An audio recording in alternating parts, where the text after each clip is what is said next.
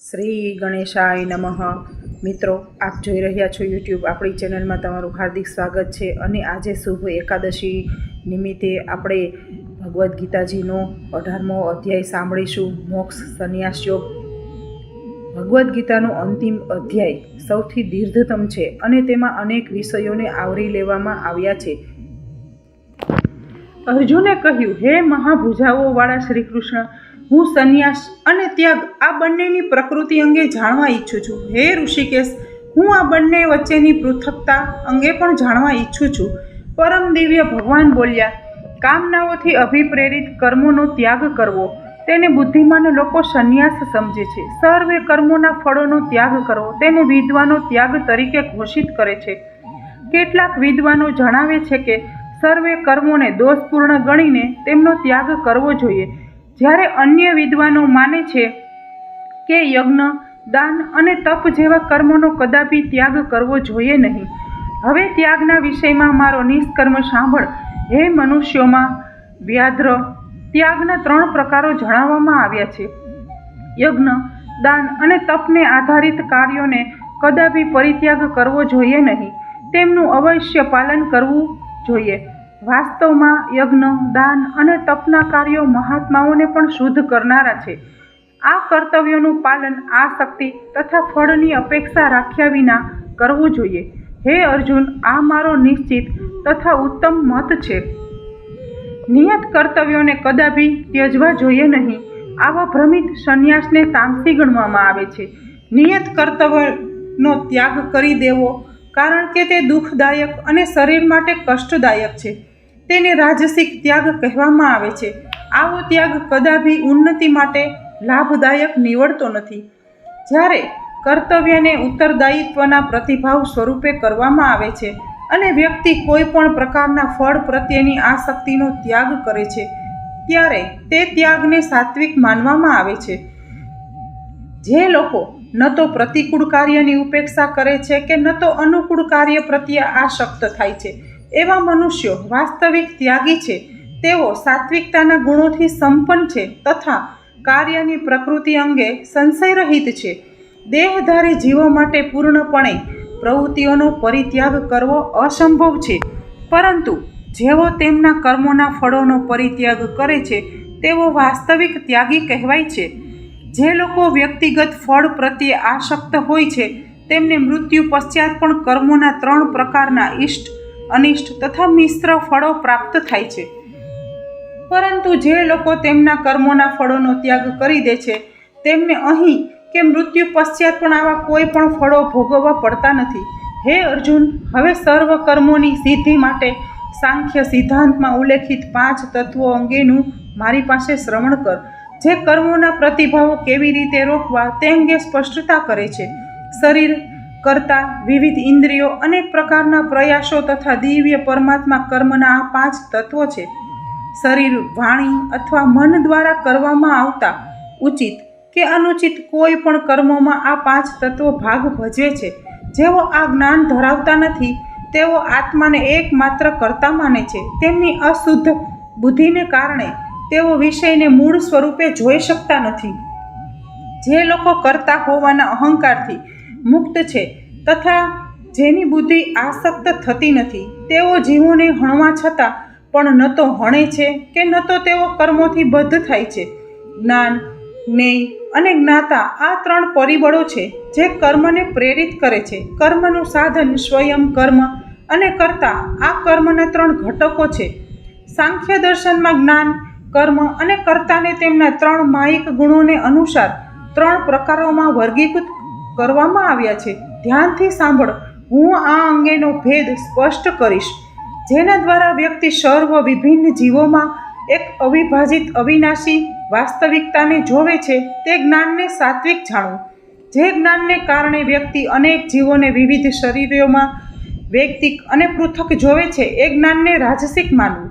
તે જ્ઞાનને તમોગુણી કહેવામાં આવે છે, જેમાં વ્યક્તિ એક અલ્પ અંશની વિભાજન લિપ્ત રહે છે, જાણે કે તેમાં પૂર્ણ સમાવષ્ટિ હોય છે, જે ન તો ઉચિત કારણથી યુક્ત હોય છે કે ન તો સત્ય પર આધારિત હોય છે, જે કર્મ શાસ્ત્રોક્ત અનુસાર છે, જે રાગ દ્વેષ રહિત છે તથા જે ફળની કામના રાખ્યા વિના કરવામાં આવે છે તેને સાત્વિક કહેવાય છે. જે કર્મ સ્વાર્થયુક્ત કામનાથી પ્રેરિત છે, અહંકાર સાથે કરવામાં આવે છે અને તણાવથી પૂર્ણ છે તેને રજોગુણી કહેવામાં આવે છે. જે કર્મ મોહવશ પોતાના સામર્થ્યનો વિચાર કર્યા વિના પરિણામોનો અને નુકસાનનો અનાદર કરીને તથા અન્યની હિંસા કે ઈજા કરીને આરંભ કરવામાં આવે છે તેને તામસી કહેવામાં આવે છે. તેને સાત્વિક કરતા કહેવામાં આવે છે જ્યારે તે અથવા તો તેણી અહંકાર અને આસક્તિથી મુક્ત હોય, ઉત્સાહ અને નિર્ધારથી સંપન્ન હોય તથા સફળતા અને નિષ્ફળતામાં અવિચલિત રહે છે. તેને રજોગુણી કરતા કહેવામાં આવે છે. જ્યારે તે કે તેણી કર્મના ફળની તૃષ્ણા સેવે છે, લોભી, હિંસાત્મક, અપવિત્ર હોય છે અને હર્ષ તથા શોકથી વિચલિત થાય છે. જે બિન અનુશાસિત, અભદ્ર, જિદ્દી, કપટી, આળસુ, ખીન અને કામ કરવામાં શિથિલ હોય છે તેને તમોગુણી કરતા કહેવાય છે. હે અર્જુન, હવે તને માયિક પ્રકૃતિના 3 ગુણો અનુસાર વિભિન્ન પ્રકારની બુદ્ધિ અને સંકલ્પના તફાવત વિશે હું વિસ્તૃત રીતે વર્ણન કરીશ. હે પાર્થ, જે કયું કર્મ ઉચિત છે અને જે કયું કર્મ અનુચિત છે, કર્તવ્ય શું છે અને અકર્તવ્ય શું છે, શાનાથી ભયભીત થવાનું છે અને શાનાથી ભયભીત થવાનું નથી, શું બંધન કરતા છે અને શું મુક્તિ કરતા છે તે જાણે છે તેવી બુદ્ધિને સત્વગુણી બુદ્ધિ કહેવામાં આવે છે. જે બુદ્ધિ ધર્મ અને અધર્મ વચ્ચે ગૂંથાયેલી હોય છે અને ઉચિત તથા અનુચિત વચ્ચે ભેદ કરી શકતી નથી તેને રાજસી બુદ્ધિ હોય છે. જે બુદ્ધિ અહંકારથી આચ્છાદિત હોય છે તે અધર્મને ધર્મ માની લે છે અને સત્યને અસત્ય રૂપે જોવે છે તે તામસી બુદ્ધિ છે. જે દ્રઢ સંકલ્પ યોગ દ્વારા વિકસિત થાય છે અને જે મન, પ્રાણવાયુ તથા ઇન્દ્રિયોની પ્રવૃત્તિઓને નિયંત્રિત કરે છે તે ધૃતિને સત્વગુણી કહેવામાં આવે છે. જે અડગ નિશ્ચય દ્વારા વ્યક્તિ ધર્મ, અર્થ અને કામને આસક્તિ તથા ફળની કામના સાથે ધારણ કરે છે એવો સંકલ્પ રજોગુણી છે. હે પાર્થ, તે દુર્બુદ્ધિપૂર્ણ સંકલ્પ કે જેમાં વ્યક્તિ સ્વપ્ન, ભય, શોક, વિષાદ અને ઘમંડનો ત્યાગ કરતો નથી તે તમોગુણી ધૃતિ છે. હે અર્જુન, હવે મારી પાસેથી 3 પ્રકારના સુખો અંગે સાંભળ, જેમાં દેહધારી આત્મા ભોગ કરે છે તથા સર્વ દુઃખોના અંત સુધી પણ પહોંચી શકે છે. જે પ્રથમ વિષ સમાન લાગે છે પરંતુ અંતે અમૃત સમાન લાગે છે તેને સાત્વિક સુખ કહેવામાં આવે છે. તે વિશુદ્ધ બુદ્ધિ દ્વારા ઉત્પન્ન થાય છે. જે આત્મજ્ઞાનમાં સ્થિત હોય છે એ સુખ રાજસી ગણાય છે. જે ઇન્દ્રિયો દ્વારા તેના વિષયો સાથેના સંસર્ગથી ઉત્પન્ન થાય છે આવું સુખ આરંભમાં અમૃત સમાન હોય છે પરંતુ અંતે વિષ સમાન હોય છે. જે સુખ આરંભથી અંત સુધી આત્માની પ્રકૃતિને આચ્છાદિત કરે છે અને જે નિંદ્રા, આળસ અને પ્રમાદમાંથી ઉત્પન્ન થાય છે તેને તમોગુણી કહેવામાં આવે છે. સમગ્ર માયિક ક્ષેત્રમાં આ પૃથ્વી પર કે ઉચ્ચતર સ્વર્ગીય લોકમાં કોઈ પણ એવો જીવ નથી જે માયિક પ્રકૃતિના આ 3 ગુણોના પ્રભાવથી મુક્ત હોય. હે પરંતપ, બ્રાહ્મણો, ક્ષત્રિયો, વૈશ્યો અને શૂદ્રોના કર્તવ્યનું વિભાજન તેમના સ્વભાવ તથા ગુણોને આધારે કરવામાં આવ્યું છે, જન્મને આધારે નહીં. શાંતિ, પ્રિયતા, આત્મસંયમ, તપશ્ચર્યા, પવિત્રતા, ધૈર્ય, સત્યનિષ્ઠા, જ્ઞાન, વિદ્વતા તથા ભવિષ્યમાં વિશ્વાસ આ બ્રાહ્મણોના કાર્યો માટેના આંતરિક ગુણો છે. શૌર્ય, શક્તિ, મનોબળ, શાસ્ત્રોમાં પારંગતતા, યુદ્ધ ક્ષેત્રમાંથી કદાપી પીછેહટ ન કરવાનો સંકલ્પ, દાનમાં હૃદયની વિશાળતા, નેતૃત્વનું સામર્થ્ય આ ક્ષત્રિયોના કર્મ માટે સ્વાભાવિક ગુણો છે. કૃષિ, ગૌરક્ષા અને વાણિજ્ય વૈશ્ય ગુણો ધરાવતા લોકોના સ્વાભાવિક કાર્યો છે. કાર્યો દ્વારા સેવા કરવી એ શુદ્ધ ગુણો ધરાવતા લોકો માટે સ્વાભાવિક કર્તવ્ય છે. તેમના જન્મજાત ગુણોથી મનુષ્ય પોતાના કર્તવ્યોની પરિપૂર્તિ કરીને સિદ્ધિ પ્રાપ્ત કરી શકે છે. હવે મારી પાસેથી સાંભળ કે વ્યક્તિ કેવી રીતે પોતાના નિયત કર્તવ્યોનું પાલન કરીને સિદ્ધ બની શકે છે.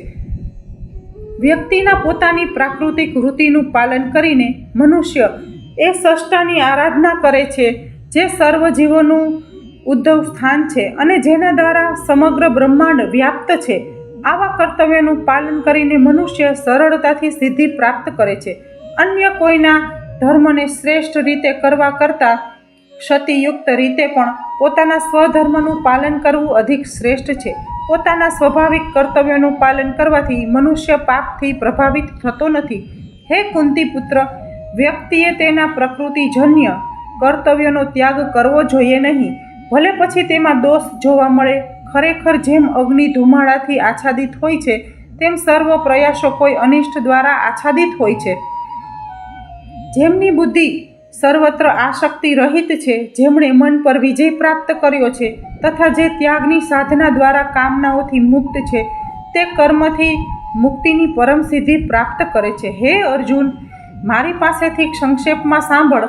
હું તને સમજાવીશ કે જેણે સિદ્ધિ એટલે કે કર્મની સમાપ્તિમાં પ્રાપ્ત કરી છે, તે દિવ્ય જ્ઞાનમાં દ્રઢપણે સ્થિર રહીને કેવી રીતે બ્રહ્મને પણ પ્રાપ્ત કરી શકે છે. તે વ્યક્તિ બ્રહ્મની પ્રાપ્તિ માટે પાત્ર છે. જે વ્યક્તિ ધ્વનિ તથા અન્ય ઇન્દ્રિય વિષયોનો ત્યાગ કરીને રાગ તથા દ્વેષથી મુક્ત થઈને શુદ્ધ બુદ્ધિ ધરાવે છે તથા ઇન્દ્રિયોને દ્રઢતાપૂર્વક સંયમમાં રાખે છે, આવી વ્યક્તિ એકાંતમાં પ્રસન્ન રહે છે, અલ્પ આહાર કરે છે, શરીર, મન તથા વાણીને નિયંત્રિત કરે છે, સદૈવ ધ્યાનમાં લીન રહે છે અને વૈરાગ્યની સાધના કરે છે. અહંકાર, હિંસા, ઘમંડ અને કામના સંપત્તિનું સ્વામિત્વ તથા સ્વાર્થથી મુક્ત હોય છે. આવી શાંતિમાં સ્થિત વ્યક્તિ બ્રહ્મ, પૂર્ણ સત્યની બ્રહ્મ સ્વરૂપે અનુભૂતિ સાથેના જોડાણ માટે પાત્ર રહે છે. જે દિવ્ય બ્રહ્મમાં સ્થિત હોય છે તે માનસિક રીતે શાંત બને છે. તે શોક કરતો નથી કે કામના રાખતો નથી. સર્વ જીવો પ્રત્યે સમાન ભાવ ધરાવતો હોય એવો યોગી મારી પરમ ભક્તિ પ્રાપ્ત કરે છે. કેવળ મારી પ્રેમા ભક્તિ દ્વારા જ વ્યક્તિ મને સત્ય રૂપે જાણી શકે છે. પશ્ચાત મને જાણીને મારો ભક્ત મારી પૂર્ણ ચેતનામાં પ્રવેશ કરે છે. મારા ભક્તો સર્વ પ્રકારના કર્તવ્યોનું પાલન કરતા હોવા છતાં મારા સંપૂર્ણ આશ્રયમાં રહે છે. મારી કૃપા દ્વારા તેઓ શાશ્વત અને અવિનાશી ધામને પ્રાપ્ત કરે છે.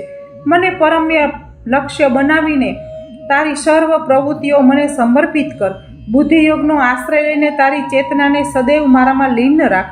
જો તું સદૈવ મારું સ્મરણ કરીશ તો તું સર્વે વિઘ્નો અને વિપત્તિઓને પાર કરી જઈશ. પરંતુ જો તું અહંકારને કારણે મારો ઉપદેશ સાંભળીશ નહીં તો તું નષ્ટ થઈ જઈશ.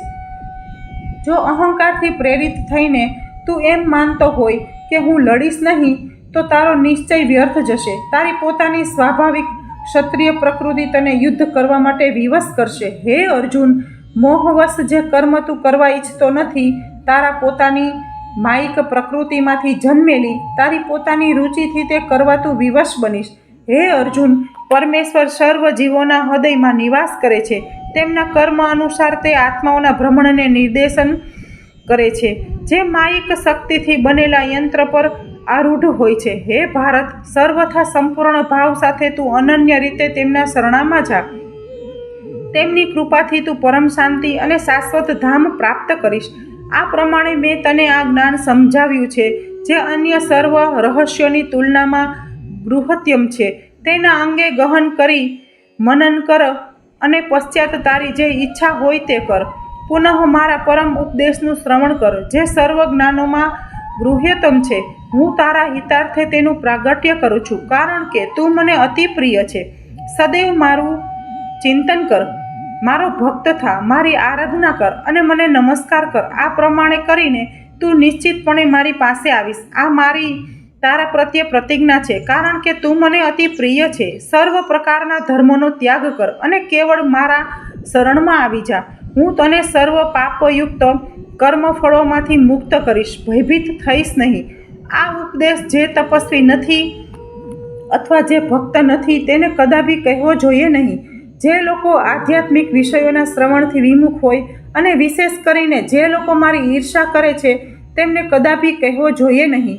જે લોકો મારા ભક્તોને આ પરમ ગૃહ્ય જ્ઞાનનું શિક્ષણ આપે છે તેઓ પ્રેમનું મહાન કાર્ય કરે છે. તેઓ મારી પાસે આવશે તેમાં કોઈ સંશય નથી. તેમનાથી અધિક પ્રેમપૂર્વક સેવા અન્ય કોઈ મનુષ્ય કરતા નથી અને મને આ પૃથ્વી પર તેમનાથી અધિક પ્રિય કોઈ નથી.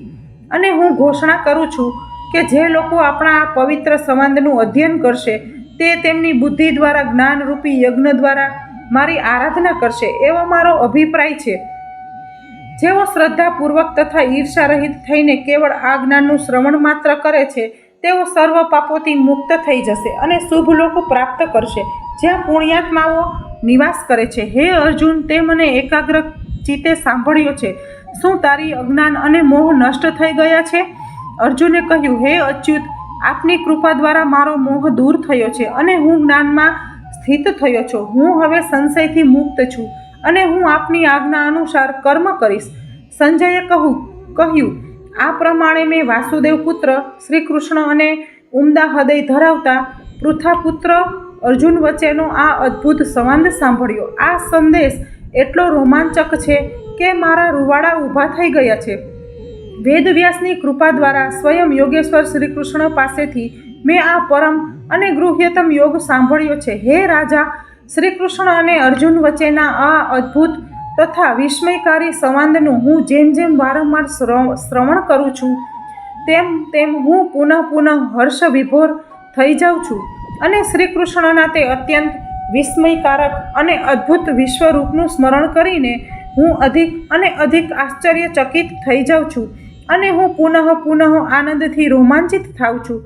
જય યોગેશ્વર શ્રી કૃષ્ણ છે અને જ્યાં મહાન ધનુર્ધર અર્જુન છે ત્યાં નિશ્ચિતપણે અનંત ઐશ્વર્ય, વિજય, સમૃદ્ધિ અને ધર્મ રહેશે. આ મારો નિશ્ચિત મત છે. શ્રીમદ ભગવદ્ ગીતા શ્રી કૃષ્ણ અર્જુન સંવાદ મોક્ષ સંન્યાસ યોગો નામનો 18મો અધ્યાય સમાપ્ત. બોલો કૃષ્ણ કનૈયા લાલ કી જય.